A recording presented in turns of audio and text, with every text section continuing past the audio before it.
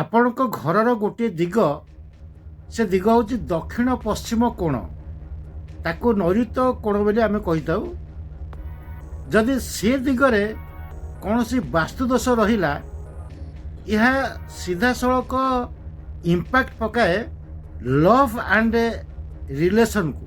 ଯଦି ସେ ଘରେ ଜଣେ ନୂଆ ବାହା ହୋଇକି ରୁହନ୍ତି, ତାହେଲେ ଅନେକ କ୍ଷେତ୍ରରେ ମୁଁ ଦେଖିଛି, ଏମିତି ତ ବାୟୁ କୋଣ ମଧ୍ୟ ପ୍ରଭାବ ପକାଏ, କିନ୍ତୁ ଏ ଦିଗରେ ସ୍ପେଶିଆଲି କ'ଣ ହୁଏ, ସ୍ୱାମୀ ସ୍ତ୍ରୀଙ୍କ ଭିତରେ ମନୋମାଳିନ୍ୟଟା ବହୁତ ଜଲ୍ଦି ଆରମ୍ଭ କରେ, ଆଉ ଏଇଟା ଶେଷ ହୁଏ ଯାଇ ଡିଭୋର୍ସରେ। ଯେଉଁ ପ୍ଲଟ୍ରେ ଦକ୍ଷିଣ ପଶ୍ଚିମ କୋଣରେ ପ୍ଲଟ୍ର ବାହାରେ ମୁଁ କହିଥିଲି ପୋଖରୀ ରହିଲା କିମ୍ବା କୂଅ ରହିଲା, ସେ ଜାଗାରେ ଦେଖିକି ଆକ୍ଚୁଆଲି ଝିଅ ବାହା ଦେବାଟା ଠିକ୍। ପ୍ରଥମ ବାସ୍ତୁଦୋଷ ସୁଧାରନ୍ତୁ, ତାପରେ ଯାଇକି ଝିଅ ଦିଅନ୍ତୁ। ବହୁତ କ୍ଷେତ୍ରରେ ଦେଖାଯାଏ। ଆପଣ ଭାବୁଥିବେ ଯଦି ପ୍ଲଟ୍ରେ ଏ ଦୋଷ ରହିଲା, କିନ୍ତୁ ଘର ଭିତରେ କି ଦୋଷ ରହିଲେ ଏହା ଲଭ୍ ଆଣ୍ଡ ମ୍ୟାରେଜ୍ ଲାଇଫ୍କୁ ଇମ୍ପାକ୍ଟ ପକାଏ। ଘର ଭିତରର ଦୋଷ ହେଉଛି 3ଟି ଦୋଷ।